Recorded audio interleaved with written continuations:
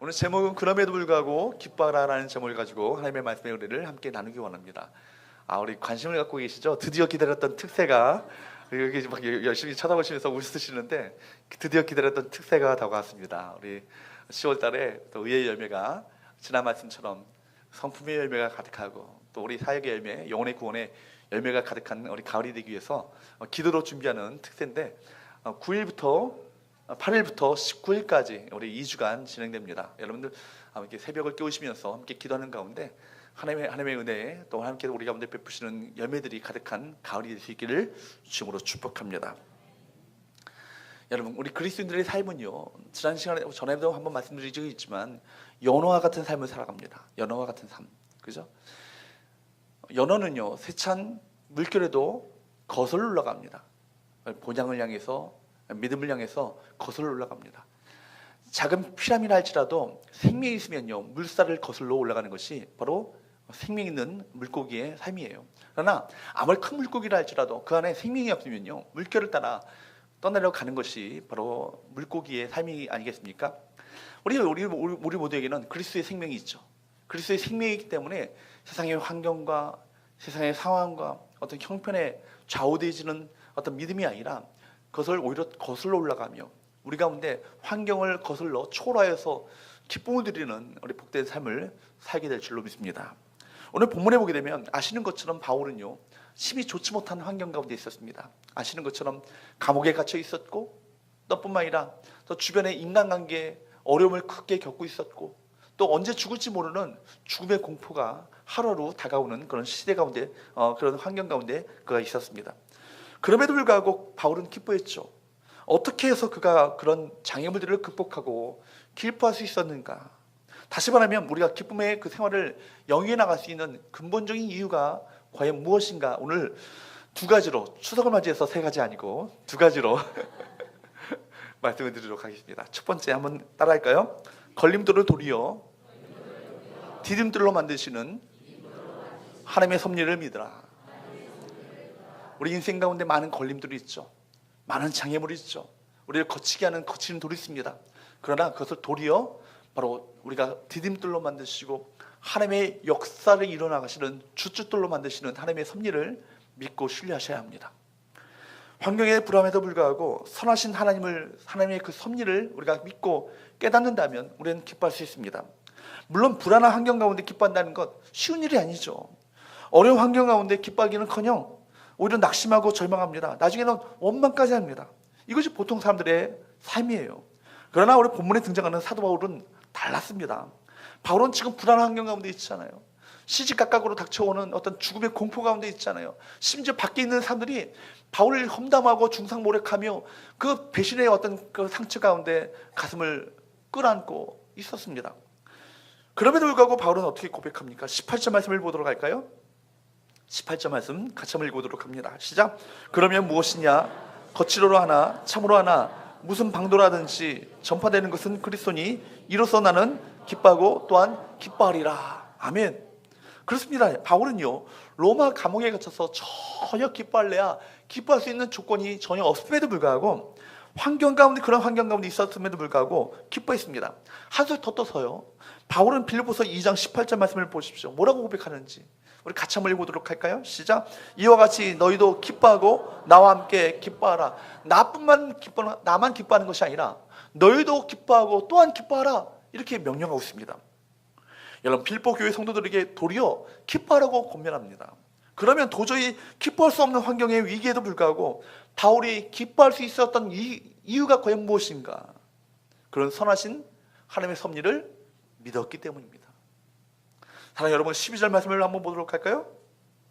12절 말씀을 같이 한번 읽어보도록 합니다. 시작. 형제들아, 내가 당한 일이 도리어 복음 전파의 진전이 된 줄을 너희가 알기를 원하노라. 바울은요, 자신이 당한 일은 뭐예요? 지금 내가 당한 일은 뭐예요? 감옥에 갇힌 거잖아요. 감옥에 갇힌 이 일이 도리어 무엇이 됐다고요? 복음 전파의 진전이 되었다. 감옥에 갇힘으로 말미암아 이제는 복음 전파는 이제 끝이 나가지고 모든 상황은 이제는 종결되어지고 더 이상 하나님의 역사를, 하나님의 사역을 할 수 없을 줄 알았는데 도리어 감옥의 갇힘 자체가 도리어 복음 전파의 진전이 되어지고 이를 통해서 많은 사람들에게 복음을 증거할 수 있었다. 이것이 바울의 고백 아니겠습니까? 걸림돌을 도리어 뭘로 만드시는, 디딤돌로 만드시는 하나님의 섭리를 여러분 믿으시기를 축복합니다. 그 사실을 믿는다면 어떤 상황에서도 기뻐할 수 있는 거예요. 여러분 가운데 인생을 살아오시면서 얼마나 많은 걸림돌을 여러분 거치셨습니까? 얼마나 많은 걸림돌들이 여러분 인생 가운데 도처에 놓여져 있습니다. 놓여져 있습니까? 그럼에도 불구하고 이 걸림돌을, 하나님께서 이 걸림돌을 내게 허락하신 것은 이 걸림돌을 통해서 하나님의 놀라운 역사를 이루어 가시는 하나님의 그 섭리가 내 안에 있음을 믿고 신뢰하게 될 때 기뻐할 수 있다는 것이죠. 여러분, 바울이 지금 빌립보서를 기록한 이유가 뭔지 아십니까? 지금 자신이 감옥에 갇혔다는 소식을 듣고 걱정하는 빌립보 교회 성도들 얼마나 마음 가운데 낙심이 되는지 몰라요. 위대한 분이 바울 목사님, 바울 사도님이 이 복음 전파를 하다가 억울하게 감옥에 갇혔다. 이제는 모든 사역이 끝이 났구나라고 낙심하고 좌절하는 그 성도들에게 그렇지 않다. 오히려 복음 전파의 진전이 지금 감옥 안에서 이루어지고 있다. 이 사실을 증거함으로 말미암아 그들에게 힘을 주고 용기를 주고 기뻐할 수 있는 이유를 그들에게 제공하기 위함 아니겠습니까? 바울을 통해서 복음을 들었고 바울 사역을 통해서 여러분 저 기도와 물질로 중심을 다해서 헌신한 이들에게 바울이 감옥에 갇혔다는 사실은요 큰 충격이었습니다. 이런 상태 가운데 있었던 빌립보 교회 성도들에게 바울은요 자신이 감옥에 갇힌 것, 이것은 도리어 복음 전파의 진전이 되었다. 이렇게 하면서 그들에게 힘을 주었던 것입니다. 여기 여러분 12절 말씀을 다시 한번 보게 되면 진전이란 말 자체가요, 진전. 한번 따라할까요? 이것이 히라어로, 헬라어로 뭐냐면 프로코페. 따라할까요? 프로코페라는 말이에요. 이 말은요 군대 용어입니다. 군사 용어입니다. 로마의 공병대가 여러분 그 길 닦는데 그 사용했던 용어가 이 말이에요. 아시는 것처럼 로마 제국에는요 아주 위대한 무기가 있었습니다. 말을 끄는 전차가 그들에게 위대한 무기였어요. 그 전차를 휩쓸고 지나가는 곳곳마다 그 땅은 로마의 영토가 되었고 그 전쟁에서 승리할 수 있었던 비결은 수많은 명마들이 이끄는 그 전차로 말미암아 그 전투를 벌였을 때 수많은 어떤 그 민족들이 그 로마 제국의 식민지가 되었던 것을 보게 됩니다. 근데 여러분 아무리 뛰어난 전차랄지라도 아무나 뛰어난 그 기술을 갖고 있었던 전차랄지라도 길이 닦여지지 않으면 어떻게 돼요? 그 길을 갈 수 없어요. 그러니까 여러분 전차가 그 길을 휩쓸고 지나가기 위해서는 무엇이 필요해요? 먼저 공병대가 앞서가서 길을 닦고 길을 전차가 지나갈 수 있도록 길을 만드는 것, 이것이 참 필요합니다. 여러분 모든 걸림돌을 다 제거한 후에 확실하게 도로를 닦아놓는 바로 이 역할을요 누가 했냐면 로마의 공병대가 한 거예요. 로마가 세계사에 미친 그 어떤 그런 역할 중에 하나가, 공헌 중에 하나가 뭐냐면 도로 닦는 기술이에요. 그래서 모든 길은 어디로 통한다? 로마로 통한다. 거기서 나온 말이에요. 그러니까 모든 길은 로마로 통한다는 이 말 자체가 뭐냐면 로마의 전차가 다 갈 수 있도록 로마 공병대가 길을 닦고 길을 만드는 그 기술을 그들이 감당했다는 것입니다. 그들이 그때 얼마나 확실하게 도로를 닦아놓았는지 지금도 현대까지도 로마 공병대가 닦아놓았던 그 도로를 지금도 사용한다는 사실 아니겠습니까? 바울이 지금 진전이라고 하는 프로코페라는 이 단어를 쓴 이유가 무엇이겠습니까? 아무리 강한 장애물이 우리 앞에 있다 할지라도 그것이 결코 복음 전파를 막지 못한다는 사실이에요.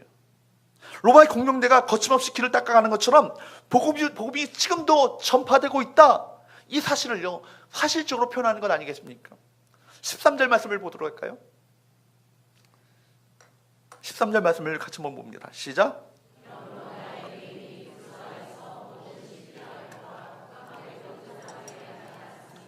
복음 전파의 진전이 어떻게 이루어지고 있는가?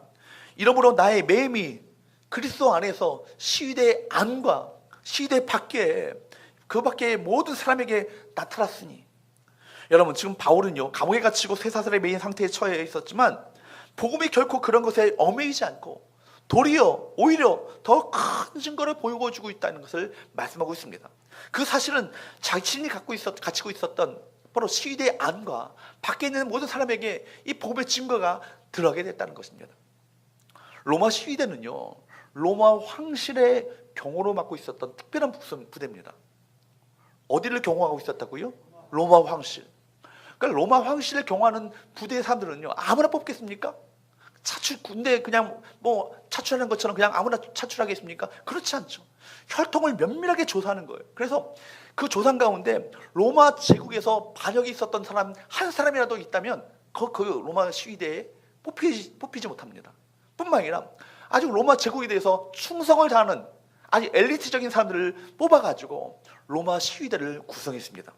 그러니까 시위대들은요, 일반 로마 시민들과 달리 특별한 대우를 받고 있었고요. 또 뿐만 아니라 그들 자신 안에 프라이드가 대단합니다. 자부심이 엄청난 엘리트 의식을 갖고 있었고, 이 프라이드 속에서 살았던 사람들이 로마 시위대 사람들이에요. 그러다 보니까 다른 이방 종교나 다른 이방 사상이요, 시위대 안에 영향을 미치지 못하는 거예요. 그런 안전지대 가운데 있었기 때문에. 생각해 보십시오. 바울이 아무리 복음을 전한다 할지라도 로마 시위대 사람들을 만날 수 있었겠습니까? 그럴 수 없었겠죠. 아무리 여러 길을 쓰고 시위대 사람들을 만나려고 해도 만날 수 없었을 것입니다. 이들은 이방 종교나 이방 사상들이 영향을 끼칠 수 없는 그런 안전지대 가운데 있었으니까. 근데 여러분, 바로 이 시위대 안에 누가 갇히게 되었어요? 누가 갇히게 되었어요? 바울이 갇히게 됐어요.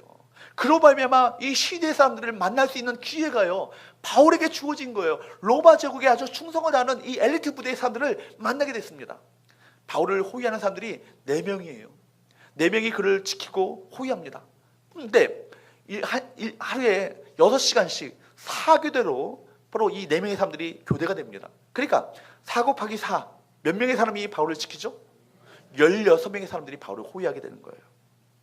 최소한 16명의 그 시위대원을 만날 수 있고요, 그들에게 복음을 전할 수 있는 기회가 누구에게 주어졌어요? 바울에게 주어진 거예요. 하나님께서 상을 차려주신 거예요. 시대 사람들은 바로 바울의 밥이었습니다.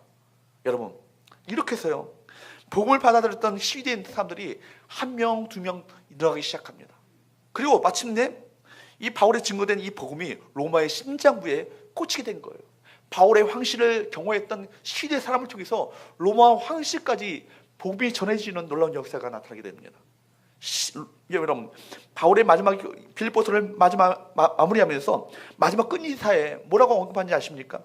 빌립보서 4장 22절 말씀을 보도록 합니다. 같이 한번 읽어보도록 합니다. 시작. 모든 성도들이 너에게 문안하되 특히 가이사의 집 사람들 중 몇이니라. 여러분, 시저의 집은 어딜 말하는 거예요? 가이사의 집은 어딜 말하는 거예요? 로마 황실을 말하는 거예요. 로마 황궁을 말하는 거예요. 그러니까 여러분, 바로 즉 로마 황제 집안 사람들까지도 복음을 받아들이는 놀라운 역사가 이 시위대에게 복음을 전파함으로 말미암아 일하게 됐다는 것입니다.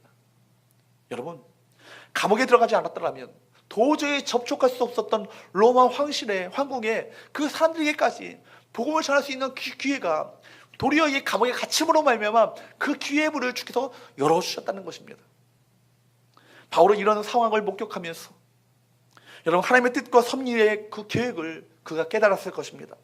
그가 감옥에 들어온 것은 우연이 아니고 혹은 누가 말하는 것처럼 재수 없어서 들어온 것이 아니고 여러분, 하나님의 뜻이었다는 사실을 그가 깨닫게 된 것입니다. 여러분, 리고레 목사님이 그런 얘기를 하더라고요. 그가 썼던 그 새드백 커뮤니티 처치를 담당하시는 리고레 목사님이 목적이 이끄는 삶에서 이런 예언을 듭니다. 맛있는 케이크를 만들기 위해서 어떤 재료가 필요한가? 저 어릴 때는 이제 집안에서 저희 아버지 목사님이셨으니까 지금처럼 파리바게트가 있는 시절이 아니잖아요. 그러니까 성찬 예식을요, 일본의 코끼리표 오븐을 가져다가 카스텔을 만들어 가지고요, 그렇게 성찬 예식을 그 빵을 준비합니다. 성찬 예식이 있는 날은 그렇게 기다려져요. 제가 그 남은 빵을 많이 먹을 수 있으니까. 근데 그 빵을 만드는데 여러분, 빵을 만들 때 뭐가 들어가는지 아세요?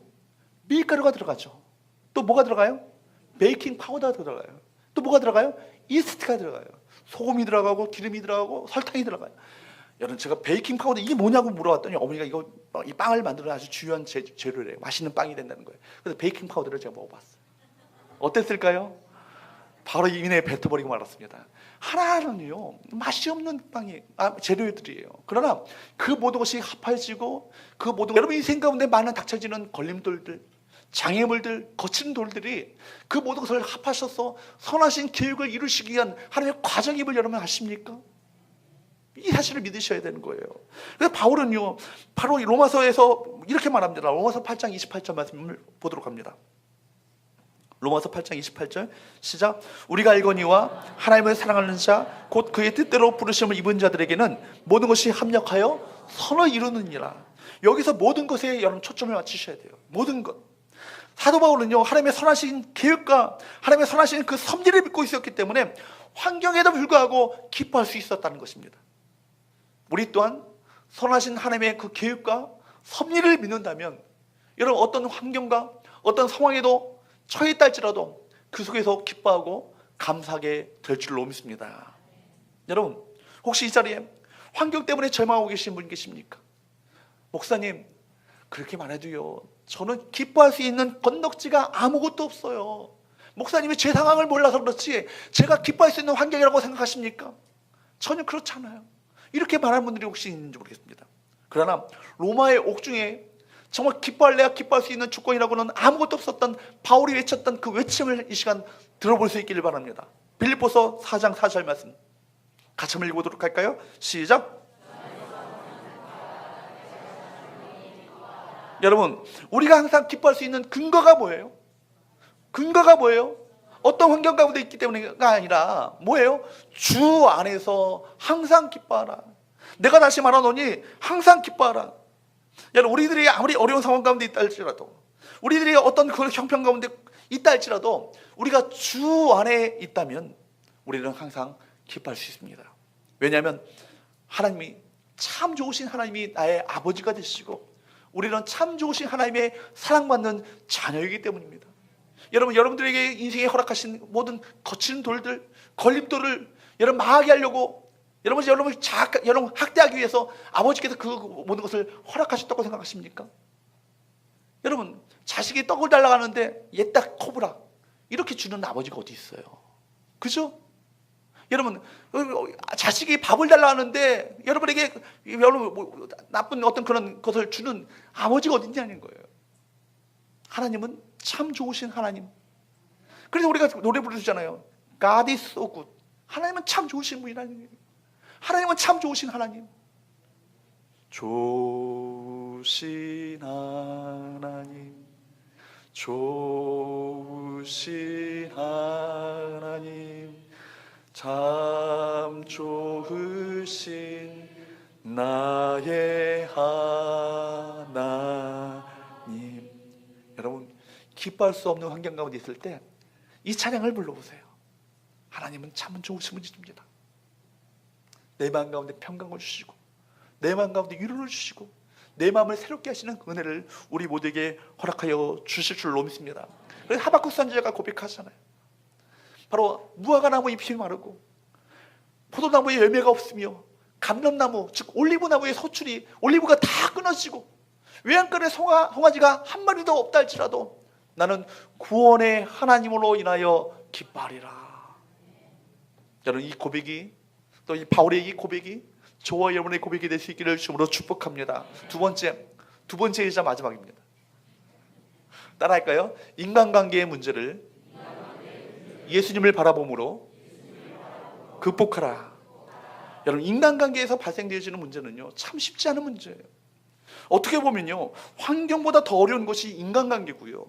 인간관계 속에서 말할 수 없는 사람들은 많은 고통을 겪습니다. 어떤 상황이나 환경은 견딜 수 없지만 인간관계가 뒤틀리기 시작하면 전 견딜 수 없습니다. 내가 가난한 것은 참을 수 있지만 또 남들에게 이런 대우를 받는 것은 내가 견딜 수 없습니다. 내가 밥을 굶을 수 있지만 남들에게 조롱받는 것 내가 견딜 수 없습니다. 무엇을 말하고 있는 거예요? 사람들은요 주어진 환경 때문에 어려움을 겪기도 하지만 더 큰 어려움은 뭐냐면 인간관계 속에서 겪는 어려움이라는 거예요. 근데 바울도 그랬습니다. 15절 말씀을 보도록 할까요? 15절 말씀 같이 읽어보도록 할까요? 시작.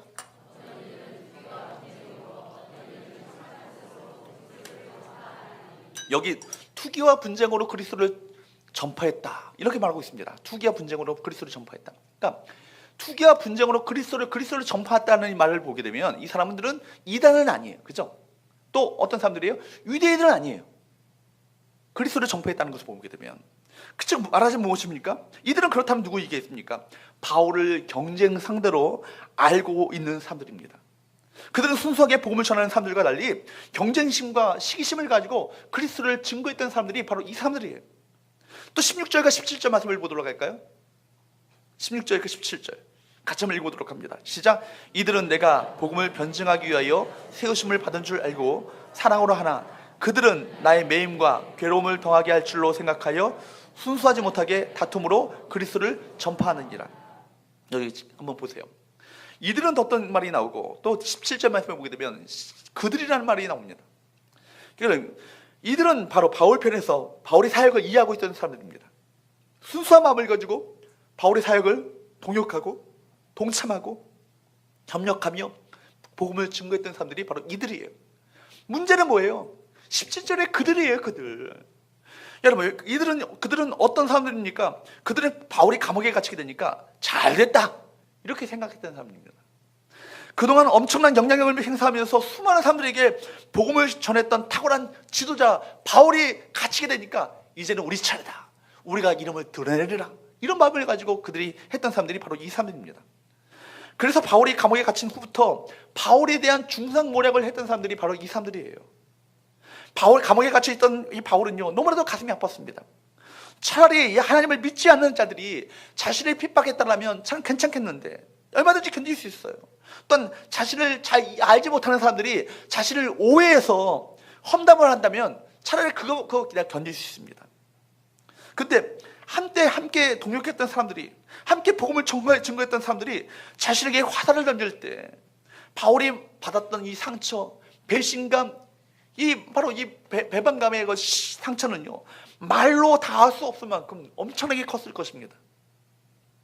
어려울 때 자기의 마음을 이해해 줄 줄 알았던 사람들이 도리어 자신을 향해서 중상모략을 할 때 바울이 받았던 고통은 말로 표현할 수 없을 만큼 큰 어떤 상처를 마음 가운데 받았을 것입니다. 그런데 여러분, 이 문제도 누가 해결하셨을까요? 우리 주님이 해결해 주셨어요. 바울이 이런 사람들 때문에 이 문제를 안고 어디에 가지고 나갑니까? 십자가 앞에 갖고 나가는 거예요. 그리고 문제를 주 앞에 맡겨드리면서 주님 앞에 이 문제를 내어놓으면서 주 앞에 기도하고 있었을 때 예수님을 바라보다가, 그렇게 예수님을 바라보다가 그 마음 가운데 어떤 생각이 들었을까요? 결국 전파되는 것이 그리스도라면, 그리고 전파되는 것이 복음이라면 내가 이 문제 때문에 괴로워할 것이 아니라 도리어 어떠해야 된다? 기뻐해야 된다. 이 마음을 품게 됐을 것입니다. 그 18절 말씀을 보십시오. 18절 같이 한번 읽어보도록 할까요? 시작. 그러면 무엇이냐? 거칠어로 하나 참으로 하나 무슨 방도로 하든지 전파되는 것은 그리스도니 이로써 나는 기뻐하고 또한 기뻐하리라. 아멘. 여러분, 여기서 바울이야말로 정말로 예수님과 동행하는 사람인 것을 우리가 깨닫게 되지 않습니까? 바울이 본래 인격적으로 훌륭한 사람이어서 이거 잘 견딜 수 있는 품성을 가진 사람이 아니에요. 사람의 본성으로 이렇게 될 수 있을까요? 그렇지 않아요. 우리가 그렇기 때문에 정말 우리가 예수님을 믿는지, 예수님을 아는지, 예수님과 동행하는지, 여러분, 그것은요 시험을 겪어보면 압니다. 시험을 당해보면 아는 거예요.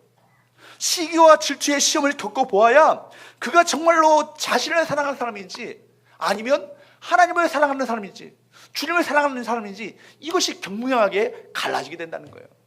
시험은요, 그렇기 때문에 이 사람이 갖고 있는 믿음이 참 믿음인지 아니면 가짜 믿음인지를 증명해내는 리트머스 시험지와 같은 거예요. 여러분, 야고보서 1장 2절 말씀을 보도록 할까요? 야고보 사도바 야고보가 야고보서 기자에게, 수신자들에게 뭐라고 말했는지 한번 읽어보도록 합니다. 시작. 내 형제들아, 너희가 여러 가지 시험을 당하거든 온전히 기쁘게 여기라. 여러분, 몇 가지 시험이에요? 여러 가지. 한 가지 시험이 아니라는 얘기예요. 여러 가지 시험이라는 것은 형형색색으로 다가오는 온갖 재정과 어떤 그런 질병과 인간관계의 온갖 시험을 만나게 될 때 그때 어떻게 하라고요? 온전히 기쁘게 여기라. 여러분 어떻게 이게 가능합니까? 베드로전서 1장 6절과 7절에도 이와 비슷한 말씀이 있습니다. 베드로전서 1장 6절과 7절 말씀 읽어보도록 할까요? 시작. 그러므로 너희가 이제 여러 가지 시험으로 말미암아 잠깐 근심하게 되지 않을 수 없으나 오히려 크게 기뻐하도다. 7절 너희 믿음의 확실함은 불로 연단하여도 없어질 금보다 더 귀하여 예수 그리스도께서 나타나실 때 칭찬과 영광과 존귀를 얻게 할 것이니라.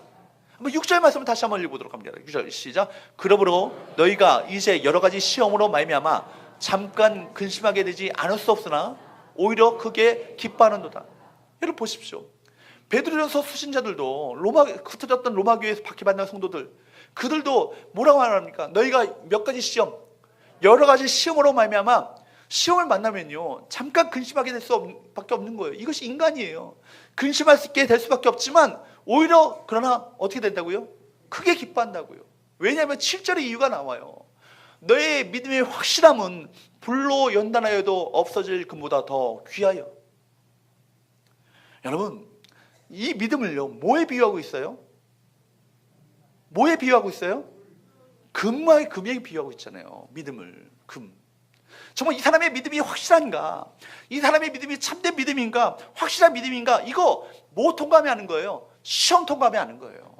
그러니까 지금 뭐에 비유하고 있습니까? 여러분 금덩어리가요 바위에 지금 금이 딱 박혀가지고 반짝반짝 빛나는 금덩어리로 여러분 우리가 금을 채굴합니까? 그렇지 않죠. 이 바위에 보면요 불순물이 금에는요 많이 섞여 있어요. 그때 이 불순물을 제거하는 방법이 뭐예요? 뜨거운 용광로에 집어넣어서 재련의 과정을 겪는 거예요. 그래서 재련의 과정을 겪을 때 온갖 불순물이 다 떨어져 나가고 순금, 정금을 뽑아내는 건 아니겠습니까? 마찬가지예요. 여러분 인생 가운데 하나님께서 확실한 믿음을 우리 가운데 허락하시기 위해서 확실한 믿음으로 여러분을 연단시키고 단련시키기 위해서 때로는 여러 가지 시험을 우리 가운데 허락하신다는 거예요.